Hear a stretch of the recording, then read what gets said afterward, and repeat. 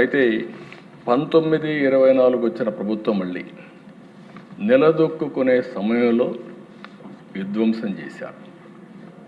ఆ విధ్వంసం మామూలుగా దిశ అయితే అనేక సందర్భాల్లో ఎక్కువండే సభలే కాకుండా ప్రజలకు కూడా అర్థం కావాల్సిన అవసరం ఉంది. అవన్నీ ఆలోచించిన తర్వాత నేను కానీ పవన్ కళ్యాణ్ గారు కానీ జనసేన అధినేత ఒకటే ఆలోచించాం, రాష్ట్రాన్ని పునర్నిర్మాణం చేయాలి, వ్యతిరేక ఓటు చేరడానికి వీలు లేదని మొట్టమొదటిసారిగా వచ్చి సంఘీభావాన్ని తెలియజేసిన వ్యక్తి పవన్ కళ్యాణ్ గారు. బీజేపీ కూడా పూర్తిగా సహకరించారు. అందుకే ముగ్గురం కలిసి ఎన్డీఏ ఏర్పాటు చేసుకున్నాం. అయితే ఆ దిశ నేను చాలా ఎన్నికలు, ఎందుకంటే ఇక్కడ ఉండే సభ్యులందరూ గుర్తుపెట్టుకోవాల్సిన అవసరం ఉంది. 3 పార్టీల్లో కూడా కొత్త సభ్యులు వచ్చారు. అదే సమయంలో ఎన్నికల ముందు నేను కూడా ఇంత అనుభవం ఉన్నప్పటికీ యంగ్స్టర్స్ తేవాలనే ఉద్దేశంతో ఆ రోజు పోరాటానికి కారకులైన కొంతమందిని కూడా, కొత్త వాళ్ళైనా కూడా అంతవరకు పార్టీతో సంబంధం లేకపోయినా న్యూట్రల్ వ్యక్తులు కూడా సీట్లు ఇచ్చి గెలిపించాం. మేము ముగ్గురం తీసుకున్న ఆ నిర్ణయం మీరు చూస్తే అధ్యక్ష, నా ఎన్నోసార్లు ఎన్నికలు మీరు కూడా పార్టీ పెట్టినప్పటి నుంచి తెలుగుదేశంలో ఉన్నారు అధ్యక్ష, మీకు ఒక ఐడియా ఉంది, ఫౌండర్ మెంబర్ మీరు.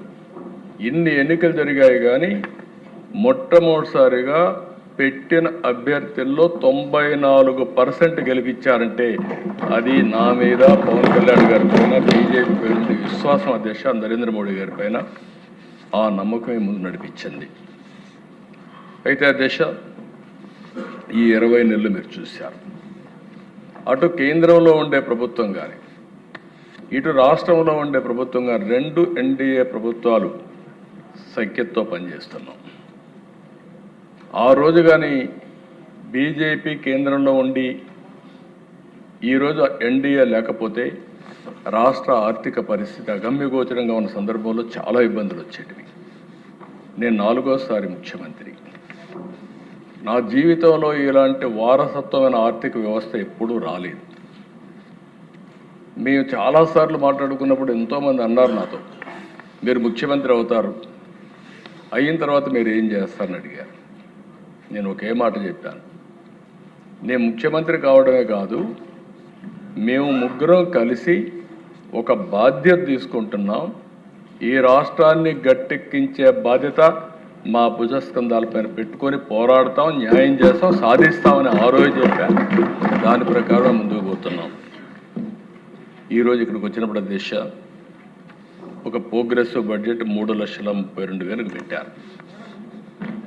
నాకు అనునిత్యం, నాకు కానీ పవన్ కళ్యాణ్ గారు కానీ మీరు చూసినప్పుడు 20 నెలల అధ్యక్ష బీజేపీ నాయకులు అందరం 3 పార్టీలు ఎలాంటి విభేదాలు లేకుండా సమన్వయంగా సమైక్యంగా ముందుకు పోతున్నాం. కాబట్టి ఈరోజు అనుకున్న ప్రగతిని సాధించగలిగాం.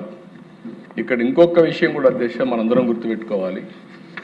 ఈరోజు ప్రధాన ప్రతిపక్షం, నేను అపోజిషన్ అని చెప్పడం లేదు, ఒక నిన్నటి వరకు అధికారంలో ఉన్నారు, 11 సీట్లు గెలిపించారు. 11 సీట్లు గెలిపిస్తే హౌస్కి రావాలి కదా అధ్యక్ష, ప్రతిపక్ష హోదా ఇస్తేనే వస్తామని కండిషన్ పెట్టారు. అంటే ప్రతిపక్ష హోదా ఇచ్చేది స్పీకర్ గారు, అధికార పక్షం కాదు. ప్రజలు ఎవరికి ఓటేస్తే వారు ప్రభుత్వాన్ని ఏర్పాటు చేస్తారు. ప్రజలు ఓటేసి మొత్తం సీట్లు ఇస్తే, తగినన్ని సీట్లు ఇస్తే వాళ్ళకు ప్రతిపక్ష హోదా ఇవ్వాలా లేదని ప్రజలు నిర్ణయించి పంపించారు అధ్యక్ష. రెండోది, ఒక ముఖ్యమంత్రి పైన ప్రభుత్వం పైన అవిశ్వాస తీర్మానం పెట్టాలన్నా, స్పీకర్ పైన అవిశ్వాస తీర్మానం పెట్టాలన్నా రాజ్యాంగంలో స్పష్టంగా ఉంది. అలాంటి రాజ్యాంగ విలువలు పాటించకుండా విమర్శించే పార్టీని ఏమనాలి నాకైతే అర్థం కాలేదు. ఆ విషయం కూడా మనం గుర్తుపెట్టుకోవాల్సిన అవసరం ఉంది. అయితే అధ్యక్ష, బాధ్యత 20 నెలలు,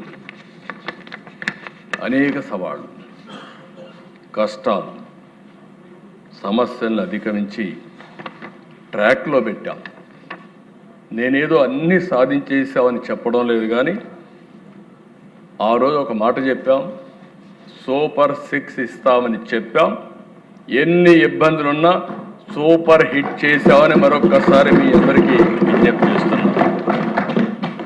ఇంకొక పక్కన దిశ విధ్వంసం నుంచి వికాసం వైపు నడిపిస్తున్నాం. సంక్షోభం నుంచి సంక్షేమం వైపు 9,72,000 కోట్ల రూపాయల అప్పుల భారం. వ్యవస్థలు ఒకటి కాదు దిశ, అన్ని వ్యవస్థలు ఇబ్బంది పడే పరిస్థితి వచ్చాయి, విధ్వంసం అయ్యే పరిస్థితి వచ్చింది. ఇంకొక పక్కన దిశ ఈరోజు మీరు ఒకసారి చూసినప్పుడు ఆ రోజు జరిగినటువంటి విధ్వంసాన్ని కేంద్ర సహాయంతో 92 పథకాలు ఇప్పుడే డిప్యూటీ సీఎం గారు చెప్పారు.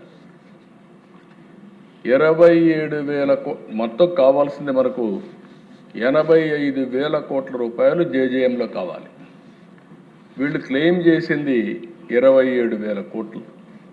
అది కూడా స్టాండ్ అలోన్ పెట్టారు.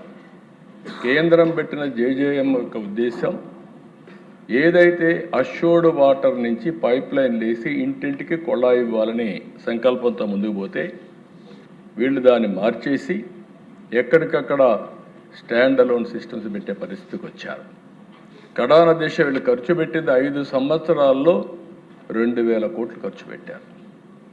మేము అధికారంలోకి వస్తానే కేంద్రం ఈ పథకం టైం కూడా అయిపోయిందంటే నేను డిప్యూటీ సీఎం గారు మేము వెళ్ళి కేంద్రాన్ని ఒప్పించి ఎక్స్టెన్షన్ తెచ్చాం. మొన్నే క్యాబినెట్లో ఒప్పుకున్నారు. మళ్ళీ 27,000 కోట్లకు ఒప్పుకున్నారు దిశ. ఈ 27,000 కోట్లు ఎట్లా ఖర్చు పెట్టాలని నేను వర్కౌట్ చేస్తున్నాం.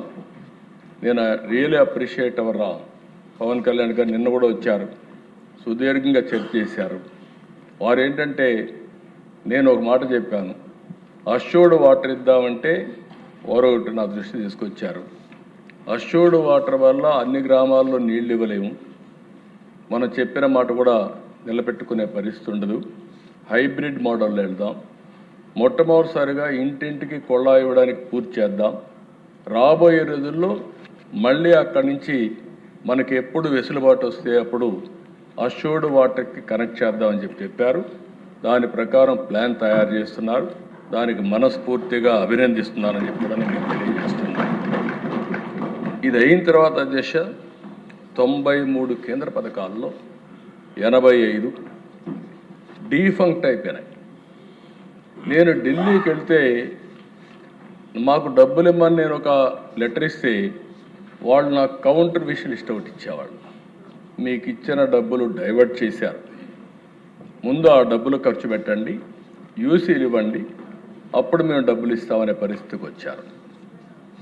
మన దగ్గర డబ్బులు లేవు. మా ఫైనాన్స్ డిపార్ట్మెంట్ ప్రతిరోజు ఒక పక్క సంక్షేమ కార్యక్రమాలు ఇమ్మంటే డబ్బులు లేవు, ఇంకొక పక్క కేంద్ర పథకాలని స్ట్రైటన్ చేయమని డబ్బులు లేకపోతే అనునిత్యం మీరు ఒక విధంగా ఆలోచిస్తే పోరాటమే. ఫైనల్గా మీరు చూస్తే 85 కేంద్ర పథకాలని రివైవ్ చేశాం. పోయిన సంవత్సరం ట్రాక్లో పెట్టాం.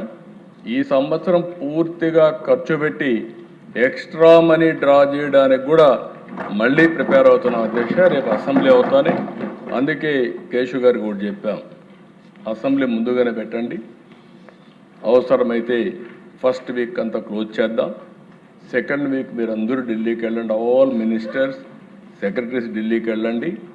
కొన్ని రాష్ట్రాలు నిధులు ఉపయోగించకుండా ఉంటాయి, అవి కూడా డ్రా చేస్తే కాస్తో కోస్తో ఇప్పుడే కేశవ్ గారు ఇప్పుడు ఒక 2,000, 3,000, 5,000 కోట్లు ఇస్తే కొంత వెసులుబాటు వస్తుందని ప్రయత్నం చేస్తున్నాం. అలాంటి నిరంతరం ఈ కార్యక్రమాన్ని కొనసాగిస్తున్నాం. ఇంకొక పక్కన దిశ ఈరోజు మీరు చూస్తే ప్రభుత్వ ఆస్తులు పెట్టి తాకట్టు పెట్టి డబ్బులు బారో చేశారు, అధిక ఇంట్రెస్ట్ పెట్టారు. ఆ రోజు మనం పేపర్లో చదువుకున్నాం.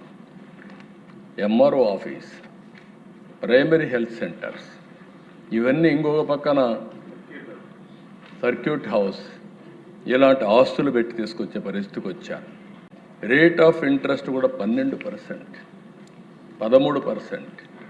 ఇష్టానుసారంగా ఎప్పుడైతే డబ్బులు కట్టరు అనే నమ్మకం లేనప్పుడు, క్రెడిబిలిటీ లేనప్పుడు ఎక్కువ ఇంట్రెస్ట్ పెట్టే పరిస్థితి వస్తుంది. అలాంటి ఇంట్రెస్ట్ కూడా పెంచి తీసుకొచ్చారు.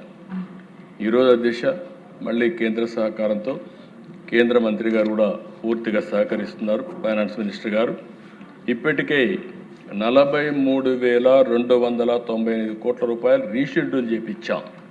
దీనివల్ల 327 కోట్ల సంవత్సరానికి బెనిఫిట్ వస్తుంది. ఇది కాకుండా 1,20,000 కోట్ల రూపాయలు రీషెడ్యూల్ కోసం ప్రయత్నం చేస్తున్నాం.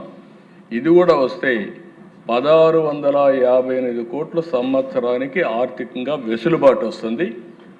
దీనివల్ల కనీసం ఒక స్కీమ్ ఇవ్వడానికి అవకాశం ఉందని ముందుకు పోయే పరిస్థితిలో ఉన్నాం అధ్యక్ష. అంటే ఏ విధంగా ఒక్కొక్క స్కీమ్కి ఏ విధంగా ముందుకు పోయే పరిస్థితికి వచ్చాం. పోలవరం అధ్యక్ష ఈరోజు గర్వంగా చెప్పగలుగుతున్నా, ఆ రోజు ఈరోజు పోలవరం ప్రాజెక్టు సాధ్యమైందంటే అది ఎన్డీఏతోనే సాధ్యమైంది. ఆ రోజు మనందరూ అక్కడ గుర్తుపెట్టుకోవాల్సిన అవసరం ఉంది. హౌస్లో ఏవైతే తెలంగాణలో ఉన్న 7 మండలాలు ఇవ్వకుండా పోలవరం నేషనల్ ప్రాజెక్టు చేసుంటే అది సాధ్యమయ్యేది కాదు. మొట్టమొదటిసారిగా మోడీ గారు ప్రధానమంత్రి అవుతానే పార్లమెంటు సమావేశాల కంటే ముందే 7 మండలాలు ఆంధ్రప్రదేశ్కి ఇవ్వడానికి ఆర్డినెన్స్ పాస్ చేసి తర్వాత సమావేశం పెట్టారు. ఆ 7 మండలాలు వచ్చాయి కాబట్టి పోలవరం మనం ప్రారంభించుకునే పరిస్థితికి వచ్చాం. ఇంకొక పక్కన అధ్యక్ష పోలవరంలో ఆ రోజు మనం చూస్తే ఒక వ్యక్తి స్వార్థంతో ఒక ప్రాజెక్టును కూడా ఏ విధంగా ధ్వంసం చేస్తారో మనం చూసాం. డయాఫామ్ వాల్ పూర్తిగా గోదావరిలో కొట్టుకునే పరిస్థితి వచ్చింది. నిర్లక్ష్యం స్వార్థంతో ఈరోజు ఈ హౌస్లోని హామీ ఇస్తున్నా, మళ్ళీ రాబోయే సంవత్సరం గోదావరి పుష్కరాల కంటే ముందే పోలవరాన్ని పూర్తి చేసి జాతికి అంకితం చేసే బాధ్యత ప్రభుత్వం తీసుకుంటామని దిశ. అందులో కూడా క్వాలిటీ కాడ రాజీ లేదు, చాలా స్పష్టంగా ఉన్నాం. ఏదైతే ఇంటర్నేషనల్ ఎక్స్పర్ట్స్ ఉన్నారు, కేంద్ర ప్రభుత్వం CWC ఉంది, వాళ్ళ ఆధ్వర్యంలో ప్రతి ఒక్కటి కూడా పూర్తి చేసి ఈ ప్రాజెక్టును పూర్తి చేసే బాధ్యత తీసుకోవడమే కాకుండా జాతికి అంకితం